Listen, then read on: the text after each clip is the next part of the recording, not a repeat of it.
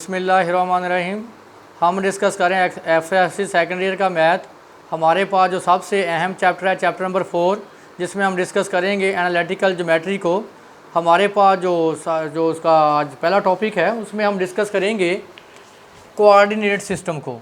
देखिए, ये हमारे पास एक्स एक्सिस और Y axis coordinate system given है। ये हमारे पास फर्स्ट क्वाड्रेंट है और ये हमारे पास सेकंड क्वाड्रेंट है, थर्ड क्वाड्रेंट है और इसको फोर्थ क्वाड्रेंट बोलते हैं। अगर आपको याद हो तो आपके पास फर्स्ट क्वाड्रेंट में एक्स भी पॉजिटिव, वाई की वैल्यू भी पॉजिटिव, और सेकंड क्वाड्रेंट में आपके पास x negative, y positive. Third quadrant में आपके पास x negative, y negative. Fourth quadrant में आपके पास एक्स पॉजिटिव, वाई नेगेटिव। एक और इसका तरीका भी आप याद करने का, देखिए राइट साइड पे एक्स पॉजिटिव होता है और लेफ़्ट साइड पे एक्स क्या होता है, नेगेटिव। अपर हाफ प्लेन पे Y positive, lower half plane पे वाई नेगेटिव होता है। अगर आप देखें तो ये हमारे पास जो है राइट, इसको हम बोलते हैं right half plane, right half plane. और जो हमारे पास लेफ़्ट साइड है इसको हम बोलते हैं लेफ़्ट हाफ प्लेन।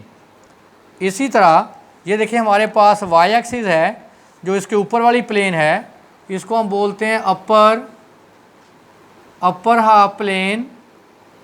और जो वाई एक्सिस के लोअर है इसको हम बोलते हैं लोअर हाफ प्लेन। और दूसरी बात, ये हमारे पास ओरिजिन है और आपको पता है ओरिजिन पे एक्स और वाई दोनों क्या होते हैं, ज़ीरो।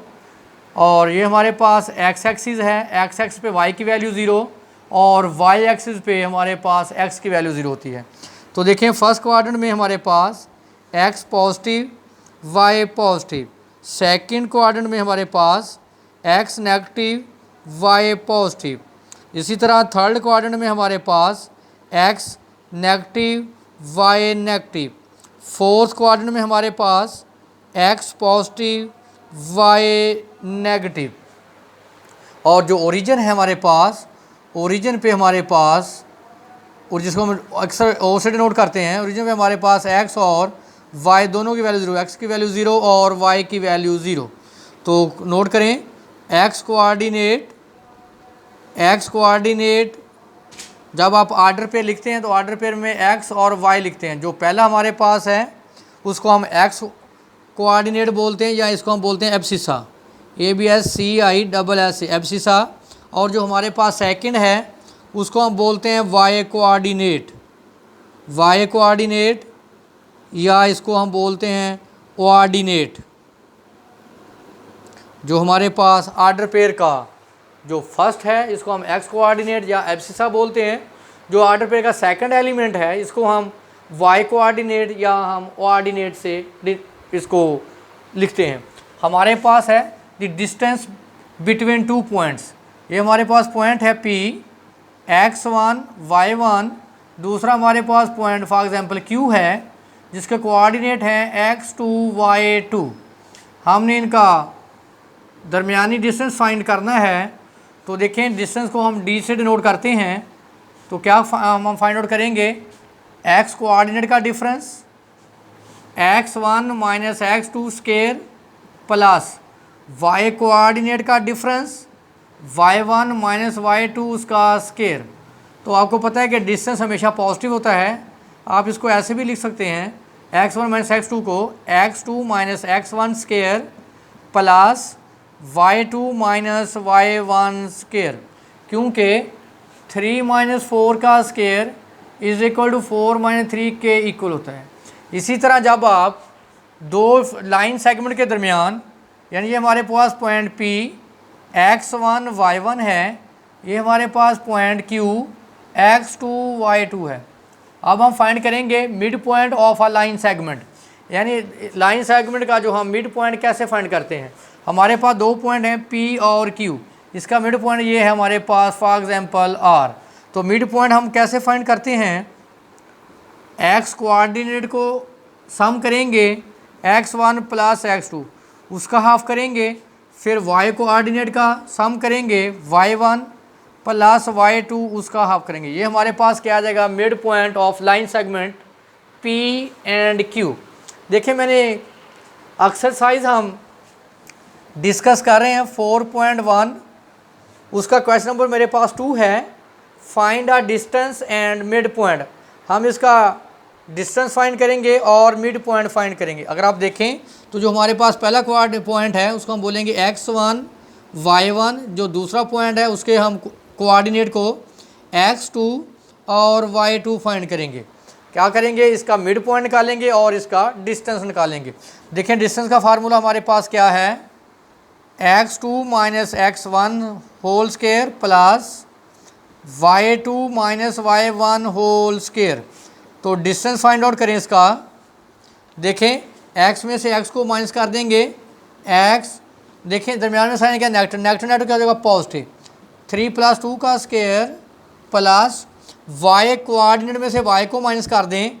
देखें y1 माइनस y2 1 + 4 का स्क्वायर, तो ये आ जाएगा हमारे पास 5 का स्क्वायर प्लस 5 का स्क्वायर। तो ये क्या आ गया 25 + 25, जिसको हम लिख सकते हैं 50। ऐसे लिख लें, मज़ीद आप इसको ऐसे भी लिख सकते हैं 25 × 2, तो 25 का जज़र क्या आ जाएगा 5 × √2। अब हम इसका फाइंड करेंगे मिड पॉइंट।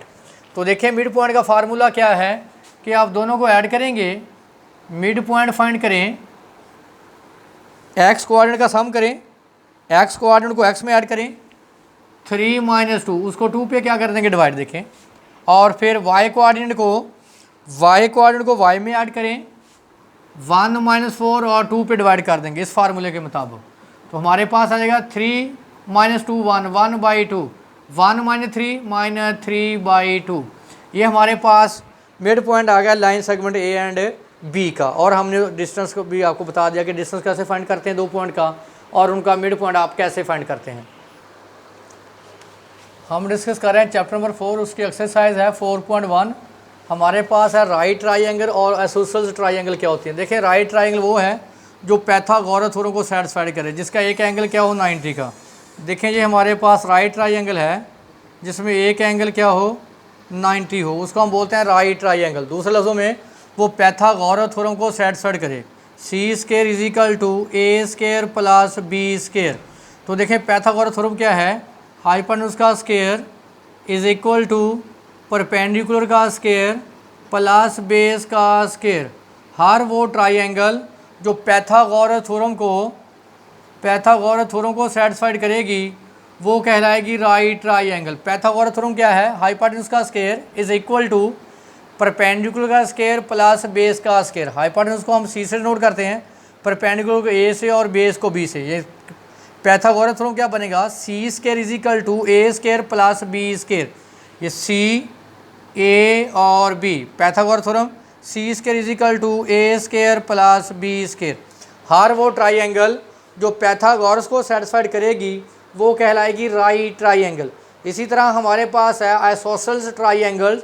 आइसोसेलेस ट्राइंगल वो है जिसमें कोई सी 2 साइड्स आपस में इक्वल हो, यानी a = b हो जाए, या आपके पास b = c साइड इक्वल हो, या a साइड = c। कोई सी 2 साइड्स आपस में इक्वल हों तो वो आइसोसेलेस ट्राइंगल कहलाएगी।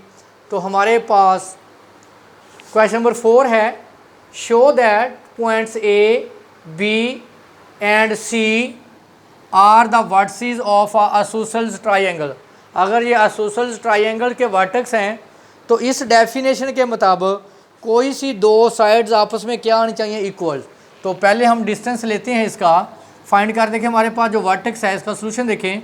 ए वर्टेक्स हमारे पास है 3 1, बी वर्टेक्स हमारे पास है -2 व -3, सी वर्टेक्स है 2 व 2।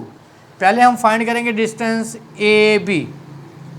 क्या फार्मूला है 2 पॉइंट्स के दरमियान डिस्टेंस का, x2 - x1 का स्क्वायर प्लस y2 - y1 का स्क्वायर।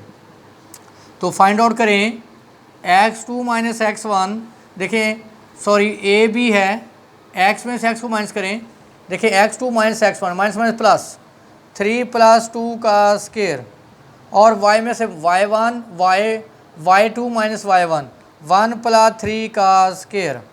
तो ये हमारे पास आ गया 3 + 2 5, क्या आ गया 25, 4 क्या आ गया 16, तो हमारे पास आ गया √41। आप डिस्टेंस फाइंड करें ए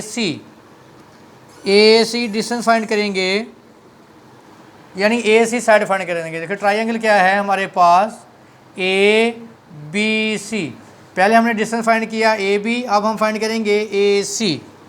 तो देखें x2 - x1 3 - 2 का स्क्वायर प्लस y2 - y1 1 - 2 का स्क्वायर, तो देखें 1 का स्क्वायर प्लस -1 का स्क्वायर, तो क्या आ गया √2। आप डिस्टेंस निकालेंगे बी सी डिस्टेंस फाइंड करेंगे बी और सी। देखें x2 - x1 -2 - 2 का स्क्वायर प्लस y2 - y1 -3 - 2 का स्क्वायर, तो देखें -2 - 4 माइनस स्क्वायर आ गया 16, -3 - 2 5 का स्क्वायर क्या आ गया 25, तो देखिए हमारे पास क्या आ गया 41। तो देखिए हमारे पास दो साइड्स इक्वल्स हैं, कौन सी साइड ए बी और B C. So A B side is equal to B C. आपने आइसोसेल्स ट्राइंगल में क्या पढ़ा था कि अगर कोई सी दो साइड्स इक्वल हों तो वो ट्राइंगल क्या कहलाएगी, isosceles triangle. So A B C is isosceles triangle. Next हमारे पास क्वेश्चन नंबर 6 है, very important. Find as such that the point A B and C are the vertices of a right triangle with right angle at A. देखें आपके पास ए B सी ये right triangle के vertex हैं।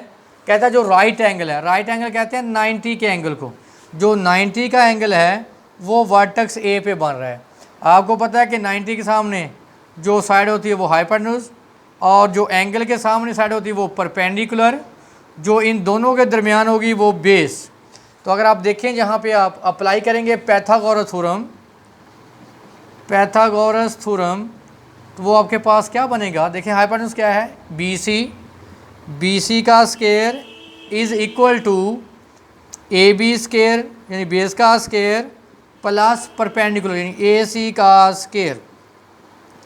क्योंकि हमें गिवन है ये राइट ट्राइंगल है, अगर राइट ट्राइंगल है तो वो पैथागोरस थ्योरम को क्या करेगी, सेटिस्फाइड। तो निकालें डिस्टेंस। आपको पता है कि दो पॉइंट्स के दरमियान डिस्टेंस कैसे फाइंड करते हैं, डिस्टेंस फार्मूला लगाएंगे।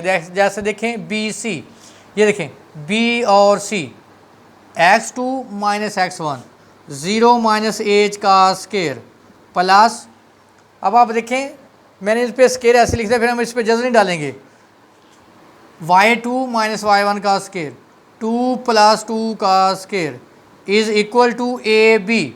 लें ए बी का डिस्टेंस x2 - x1 0 - √3 का स्क्वायर y2 - y1 2 + 1 का स्क्वायर प्लस, अब निकालें डिस्टेंस ए सी x2 - x1 √3 - एच का स्क्वायर प्लस y2 - y1 -1 + 2 का स्क्वायर।